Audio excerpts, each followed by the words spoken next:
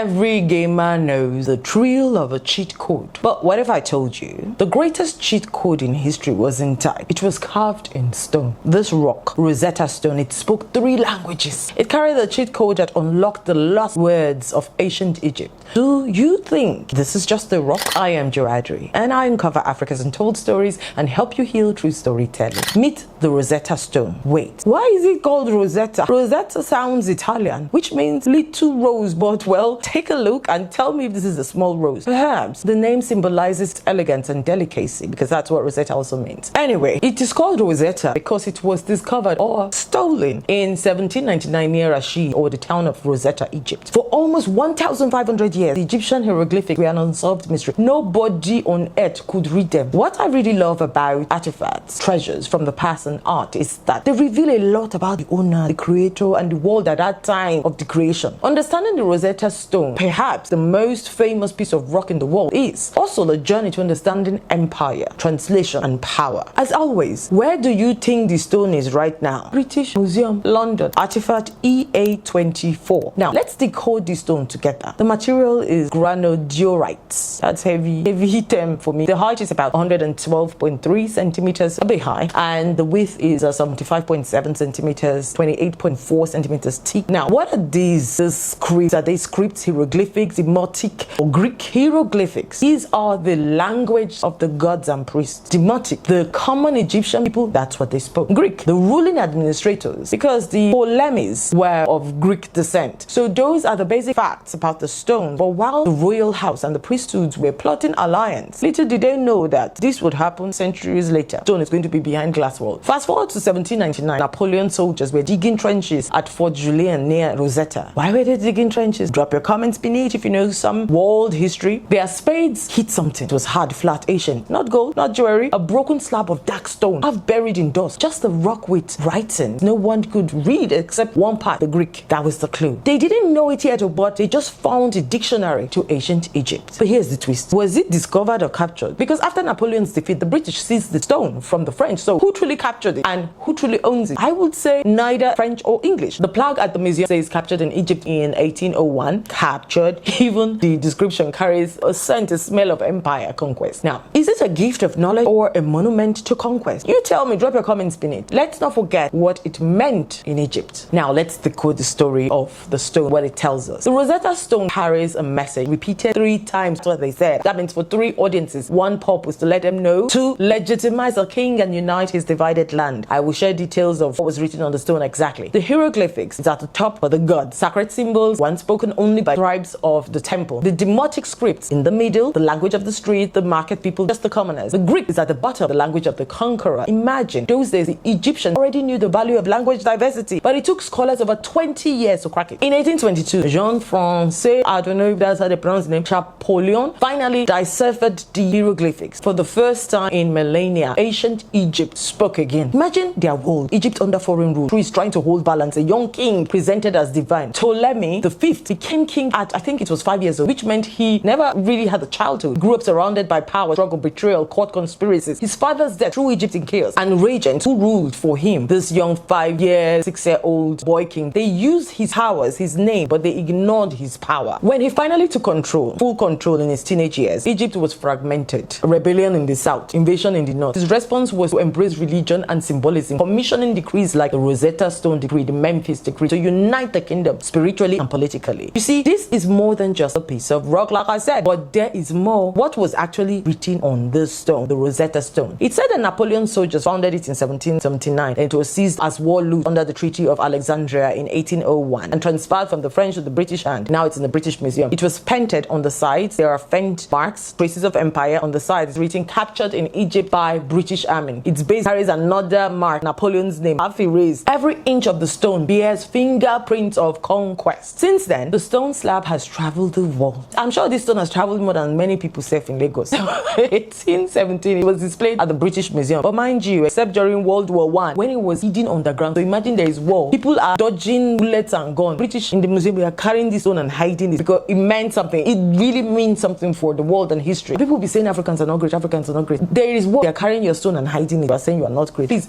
Wake up. Then from 1830s onward, it was studied, copied, and idealized. Today, millions visit it yearly behind the glass under foreign light. Egypt has requested its return repeatedly. In 2022 years, activists and Egyptologists reignited the call through campaigns like Repatriate Rashid. Egypt's argument is it was taken during colonial occupation and it represents cultural theft. The British Museum stand is it is shared heritage of humanity and remains legally owned by the museum under the 1801 Treaty of Alexandria. Though Egypt dispute all these interpretations, big English that the British are speaking, the British Museum declined, saying it was legally acquired. But whose law? Whose history? What does it mean when your history becomes someone else's trophy? As of late 2025, the British Museum has not agreed to return it, but Egypt continues to campaign through UNESCO and global petitions. Like I said, this is not just a rock. The Rosetta Stone is more than an artifact. Why inscribe a decree on it in 3 languages, multilingua, in 1906 BCE? By comparing the Greek to the other 2 scripts, linguistics feel they've cracked the code of hieroglyphics. But I still have a question though. How are we certain, even when 2 languages say the same thing, that the thought that we do not really understand, the hieroglyphics, repeated what the other 2 languages said? Was that not the language of the gods? The degree must be of immense value. So let's quickly understand what this buzz was all about. The main purpose was to celebrate Ptolemy V,